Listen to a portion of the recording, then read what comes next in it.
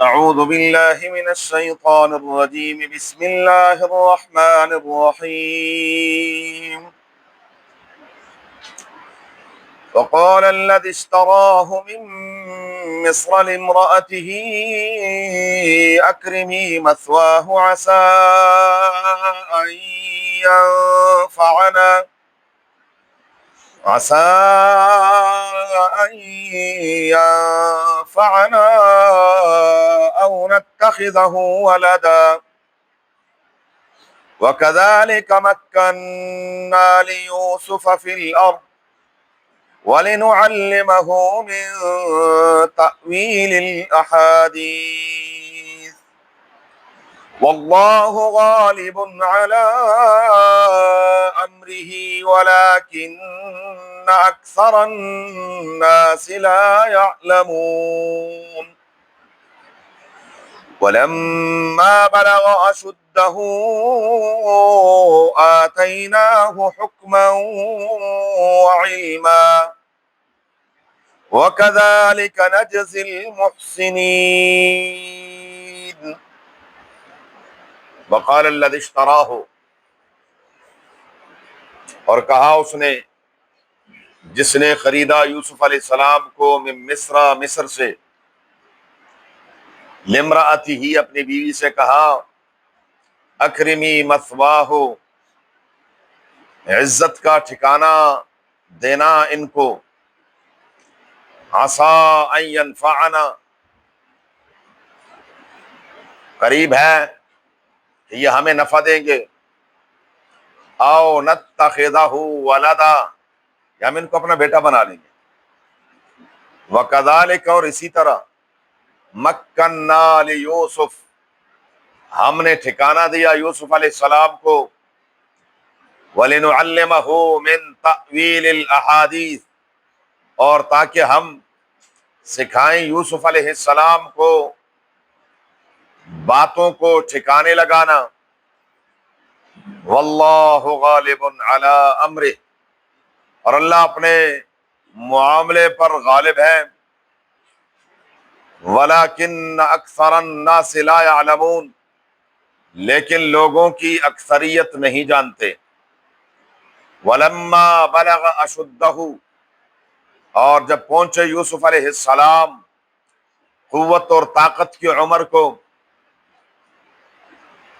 آتیناہ حکما وعلما، ہم نے ان کو حکمت اور علم سے نوازا، وکذالک نجزی المحسنین، اور اسی طرح ہم بدلہ دیتے ہیں نیکوکاروں کو، اللہ تعالی ہمیں بھی انہی میں سے شمار فرمایا، آمین کریے۔ وقال الذی اشتراہ من مصر لامرأته اکرمی مثواہ، سورہ یوسف کی آیت نمبر 21 اور 22 ہیں۔ گزشتہ آیات میں نے عرض کیا تھا کہ کنعانی قافلہ مدین سے مصر جا رہا تھا، راستے میں انہوں نے اپنے خادم کو کہا کہ ذرا پانی لے آؤ، کنویں پر پہنچا، ڈول ڈالا، اور نیچے سے یوسف علیہ السلام نکل آئے۔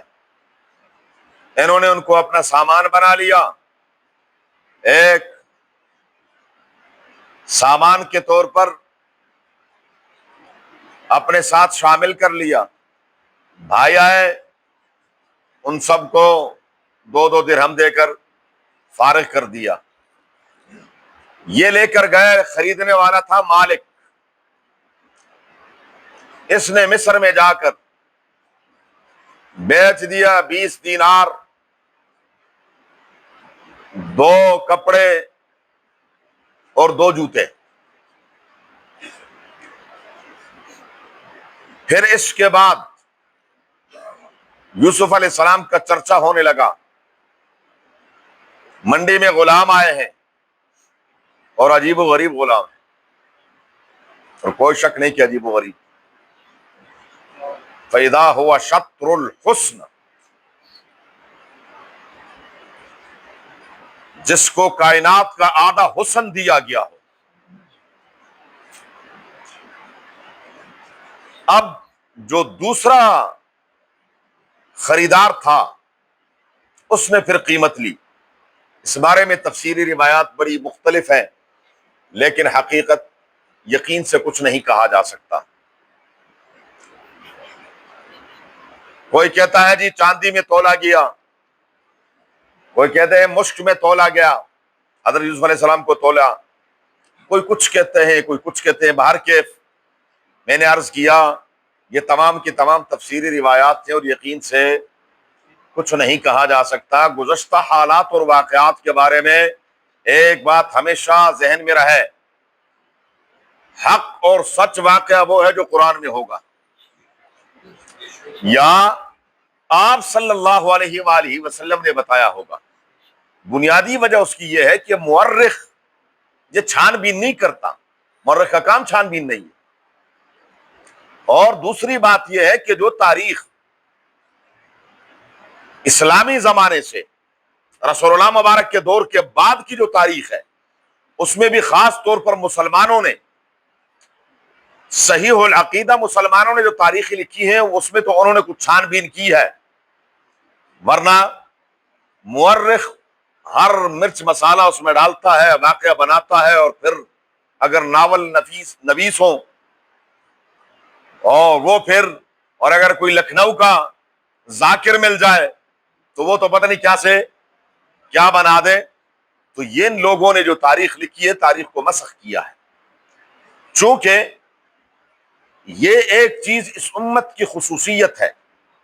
اس امت سے پہلے یہ علم نہیں تھا، لوگوں کے بارے میں معلومات حاصل کرنا، کسی کا کردار جانچنا کہ یہ فلاں شخص کس کردار کا مالک ہے، یہ سچا ہے یا جھوٹا ہے، غلط بیانی کرتا ہے یا نہیں کرتا۔ نمبر دو، اس کا دماغی توازن کیسا ہے، ذہنی نشوونما کیسی ہے۔ بسا اوقات اللہ کروڑوں رحمت نازل فرمائے محدثین کی قبور پر، وہ ایک شخص کے بارے میں چھان بین کرتے ہیں اور چھان بین کرتے ہوئے لکھ دیتے ہیں جوانی میں اس کا حافظہ ٹھیک تھا لیکن بڑھاپے میں گڑبڑ کرتا تھا، بڑھاپے میں۔ لہذا اب آنے والے محدثین کیا کریں گے، اس کی زندگی کے جوانی کے دور کی جو روایات ہیں آنکھیں بند کر کے لیں گے، لیکن بڑھاپے کیوں کہیں نہیں، اس کو ہم نے نہیں لینا، اور ہو جاتا ہے۔ بڑھاپے میں انسان کیا ہے، بسا اوقات جیب میں پن رکھا ہوتا اور کہتے ہیں میرا پن کہاں ہے، سر ٹوپی سر پر رکھی ہوئی اور گھر میں مصیبت مبتلا، میری ٹوپی کہاں ہے، میری ٹوپی بھائی سر پہ تیری کہاں ہے، اینک لگائی ہو تیری، میری اینک کہاں ہے، او بھائی آپ کی اینک کھلے گی۔ یہ کیا ہے، یہ وقت کے ساتھ ساتھ یہ ہو جاتا ہے۔ تو یہ جو چھان بین ہے یہ اس امت کی خصوصیت ہے، اس امت سے پہلے یہ معاملات نہیں تھے۔ اس لیے میں نے عرض کیا کہ چونکہ ان واقعات کے بارے میں یقین سے کچھ نہیں کہا جا سکتا، تو مفسرین پھر مختلف ہیں۔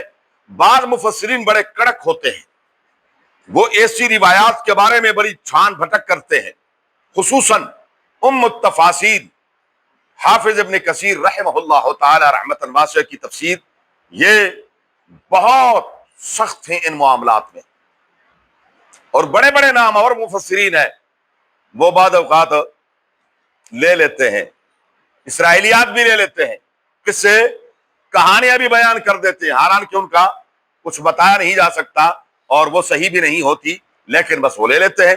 تو باہر کے یوسف علیہ السلام کے بارے میں مختلف قسم کی باتیں مشہور ہیں کہ بوڑھیا تھی، وہ اپنا کاٹ رہی تھی اور اس نے کہا چلو اگر مجھے ملے گا نہیں لیکن میرا نام تو کیا ہو جائے گا، یوسف علیہ السلام کے خریداروں میں شامل ہو جائے گا، فلاں فلاں۔ عزیز مصر ان کا نام تھا فوتیفار یا قطفیر، مختلف روایت۔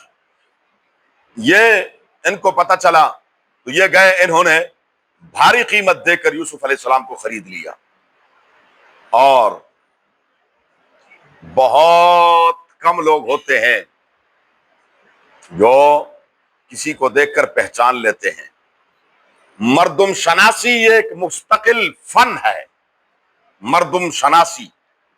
عبداللہ بن مسعود رضی اللہ تعالیٰ عنہ فرماتے ہیں دنیا میں 3 آدمی بڑے مردم شناس ہوئے ہیں، 3 آدمی بڑے مردم شناس ہوئے ہیں، ایک یہ عزیز مصر ہے، انہوں نے یوسف علیہ السلام کو دیکھ کر سمجھ گئے کہ عام بچہ نہیں ہے، یہ کوئی خاص آدمی ہے، اس لیے سب سے پہلے اپنی بیوی سے کہا کہ دیکھنا، اس کا خیال رکھنا، عام غلاموں کی طرح اس کے ساتھ برتاؤ نہ کرنا، یہ کوئی عام غلام نہیں ہے، بس آ گیا، اللہ تعالیٰ نے ہمارے ہاتھ پہنچا دیا ہے، لہذا اس کا خیال رکھنا۔ تو یہ مردم شناس تھا۔ نمبر 2، یعقوب علیہ السلام کی بیٹی، شعیب علیہ السلام کی بیٹی، شعیب علیہ السلام کی بیٹی نے ابا سے کہا، ابا جان، یا ابت استاجرہ ان خیر من استاجرت القوی الامین۔ جب موسیٰ علیہ السلام نے ان بچوں کی بکریوں کو پانی پلا دیا، یہ بچہ جلدی پہنچ گئی گھر، تو شعیب علیہ السلام پیغمبر سے فرمایا، بیٹا آپ کیسے آئیں جلدی؟ سبق ہے، بچی دیر سے آئے تو تب بھی کیا کرنا ہے؟ ہاں، ہماری ماشاءاللہ حکومت جو ہے، اسلامی جمہوریہ پاکستان سے یہ بل پاس ہوا ہے کہ اگر بچی سے یا بیوی سے پوچھا تو سیدھا آپ پر کیا ہے؟ FIR ہے۔ جی، یہ اسلامی جمہوریہ پاکستان کے پنجاب کے جو ہمارے ماشاءاللہ اللہ والے حکمران ہیں، تو وہ امیر المومنین شہباز شریف صاحب نے یہ قانون پاس کروایا تھا کہ اگر کسی نے اپنی بیوی یا بیٹی سے پوچھ لیا کہ تو دیر سے کیوں آئی ہے یا اب تک کہاں تھی، تو سیدھا کیا ہے؟ FIR۔ یہ تو شکر کریں کہ ابھی تک ان کو پتہ نہیں چلا، وہ ابھی تک بچے ہوئے ہیں، اور آئندہ بھی احتیاط کرنا، اگر پتہ چل جائے تو سیدھا ہی کیا ہے؟ رات حوالات میں ہوگی۔ پھر شعیب علیہ السلام کی بچیاں روز دیر سے بکریاں لے کر آتی تھی، آج جلدی لے آئی ہیں، تو پوچھا، بیٹا آپ کیوں اتنے جلدی آ گئی؟ انہوں نے کہا، ابا ایک فرشتہ صفت انسان ملا ہمیں، اور اس نے فوراً ڈول ڈالا، اور اکیلا، جو 6-7 بندے ڈول نکالتے تھے وہ اکیلا نکال کر ہماری بکریوں کو، اور موسیٰ علیہ السلام بھی غیور پیغمبر تھے، غیرت پیغمبر کی صفت اعظم ہے، وہ خود نبی کریم صلی اللہ علیہ وسلم فرماتے ہیں، انا اغیر ولد آدم، میں آدم علیہ السلام کی پوری امت میں آدم علیہ السلام کی پوری ذریت میں سب سے بڑا غیرت مند ہوں، واللہ اغیر منی، میرا رب مجھ سے بھی بڑا غیرت مند ہے۔ لیکن اب کیا ہے؟ غیرت عیب ہے۔ اب کیا ہے ہمارے معاشرے میں؟ غیرت کیا ہے؟ عیب ہے۔ جو جتنا بے غیرت ہو گئے تھے سمجھدار آدمی ہے، کیا ہے؟ سمجھدار آدمی ہے، کوئی پرواہ نہیں ان دنوں۔ غیرت بے وقوف آدمی ہے، یہ کیا ہے؟ کیونکہ غیرت ہے اس میں۔ حضرت موسیٰ علیہ السلام نے بھی فوراً پوچھا تھا، ما خطبکما، یہ تم بکریاں کیوں چرا رہی ہو؟ کوئی مرد نہیں ہے؟ آپ گھر سے کیوں باہر نکلی ہے؟ انہوں نے فوراً کہا، بابونا شیخ کبیر، بھائی ہمارا کوئی ہے نہیں، والد ہمارا بوڑھا ہو گیا ہے، والد ہمارا بوڑھے ہو گئے، وہ بکریاں چرا نہیں سکتے، تو مجبوراً ہم کیا ہے؟ نکلی۔ ضرورت باشد روا باشد، ضرورت باشد روا باشد، ضرورت ہے، ضرورت کے تحت عورت نکل سکتی ہے، لیکن روز اسلام پورے کے بازار کا چکر لگانا، ہاں، ٹائم پاس کرنے کے لیے چکر لگانا حرام ہے، ایک عورت کے لیے حرام ہے۔ بناؤ سنگھار کر کے نکلنا حرام ہے، خوشبو لگا کر نکلنا حرام ہے۔ مسجد نبوی کے سامنے ابو ہریرہ جیسے اللہ والے صحابی، انہوں نے دیکھا کہ عورت جا رہی ہے اور اس سے خوشبو آ رہی ہے، فرمایا اتق اللہ یا امۃ اللہ، اللہ کی بندی، اللہ سے ڈر جاؤ، کہاں جا رہی ہو؟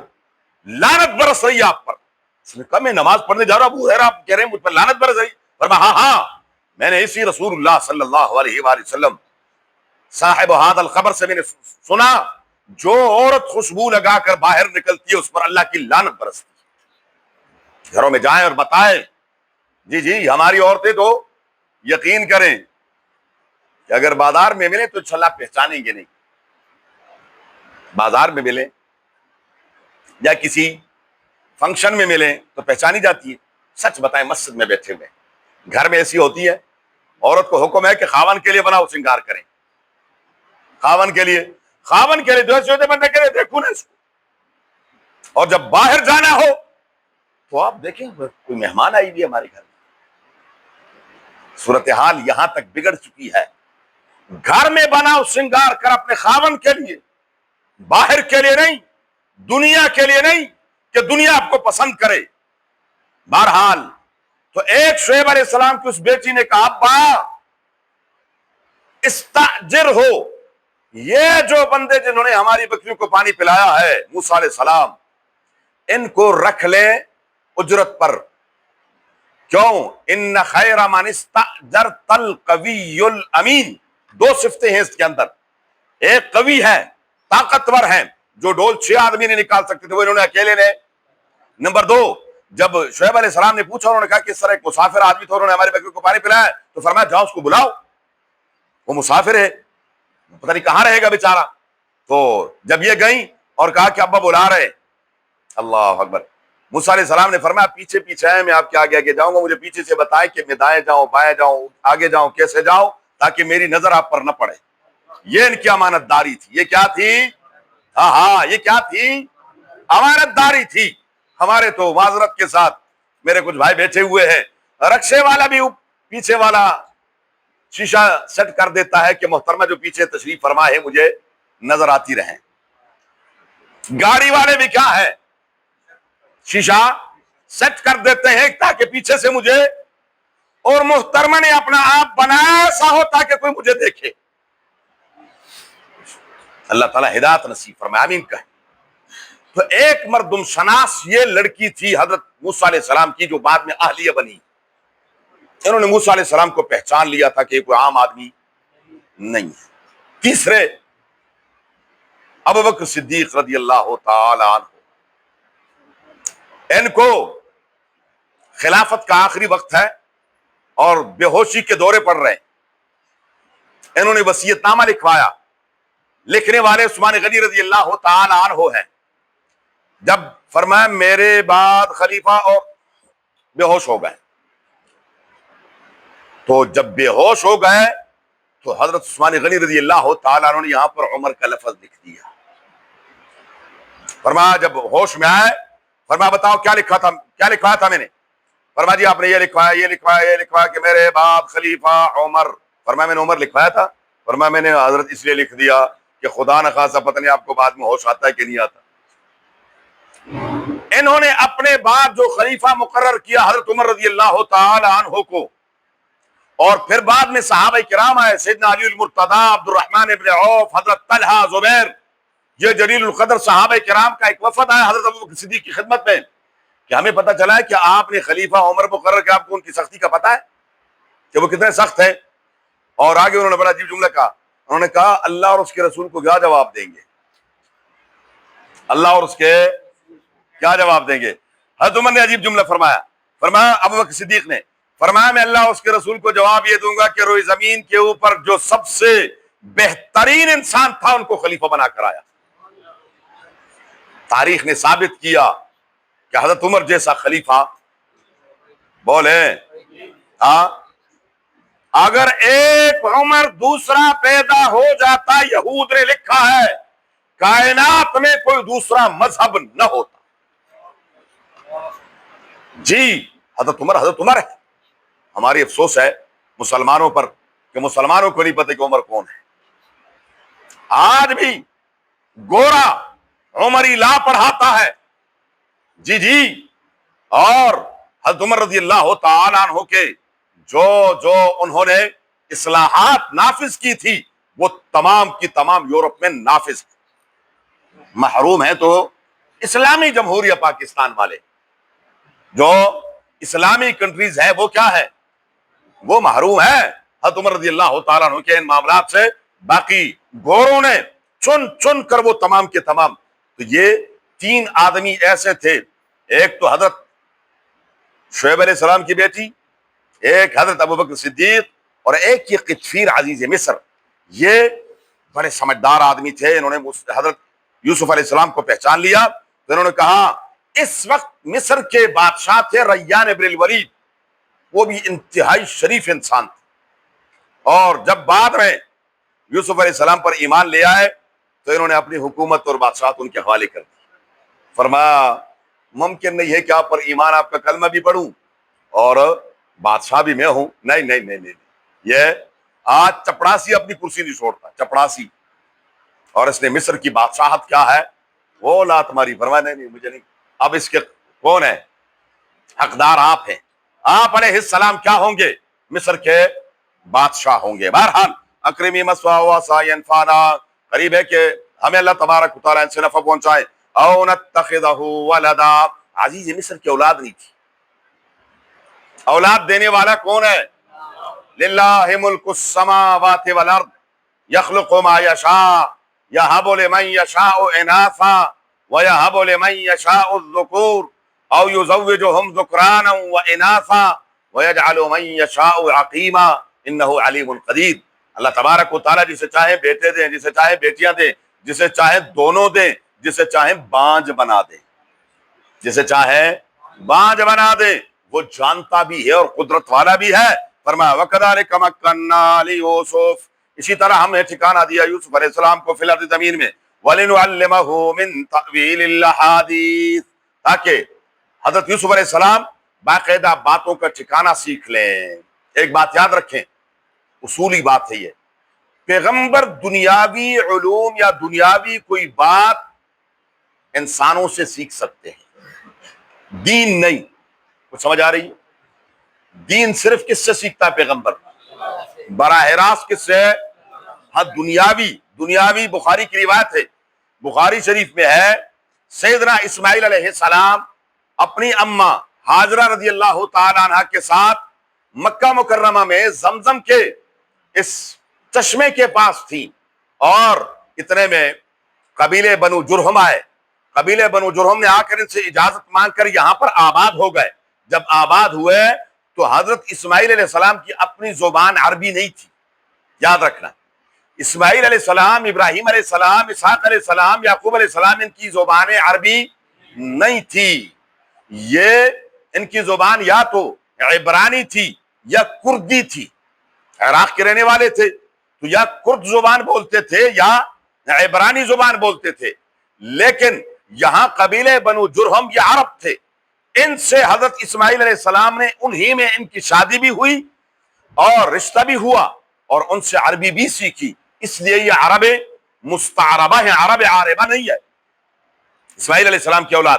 تو دنیاوی بات، زبان وغیرہ یہ سیکھنا یہ پیغمبر کی شان کے خلاف نہیں ہے. اس لیے رب العالمین یوسف علیہ السلام کے بارے میں فرما رہے ہیں کہ آپ جب ایک عزیز مصر یا تو وزیر خزانہ تھے یا یہ وزیر اعظم تھے، تو جب ایسے ماحول میں پلے بڑھیں گے تو آپ کو اندازہ ہوگا کہ کل کو اللہ نے آپ کو حکومت عطا فرمانی ہے، نظام کیسا چلانا ہے. جی ہر بندہ ہر کام. بس ہمارے ہاں یہ بہت بڑا مسئلہ ہے. ہمارے ہاں جو 8-9 بندوں کی ایک ٹیم کی کپتانی کر لیتا، وہ سمجھتے میں پورا ملک بھی چلا لوں گا. پھر ایسے بیڑا غرق کرتا جیسے پاکستان کا کیا تھا. بعض اوقات کچھ ایسے لوگ آ جاتے ہیں، وہ کہتے ہیں جی ہم فیکٹری چلا سکتے تو مدرسہ نہیں چلا سکتے. باپ نہیں چلا سکتا، جھوٹ بولتے، اور جو چلانے کی کوشش کرتے بیڑا غرق کر دیتے. کئیوں نے ادھر لاہور میں دائیں بائیں کئیوں نے کوشش کی کہ جی ہم فیکٹری میں 600 بندوں کو ہینڈل کر سکتے ہیں، تو ان بچوں کو اور ان استادوں کو. باپ نہیں بھائی، جس نے جو چیز پڑھی نہیں ہے.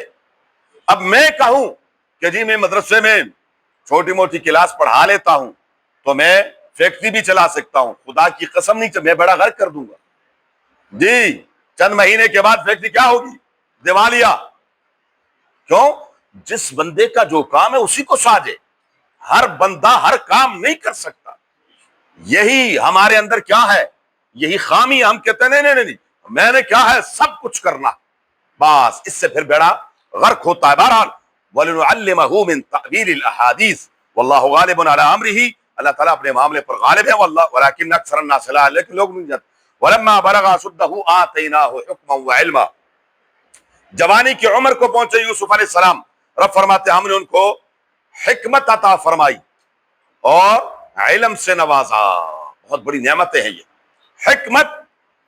حاجی ثناء اللہ پانی پتی رحمہ اللہ تعالی رحمتاً واسعہ عجیب تعریف کرتے ہیں حکمت کی۔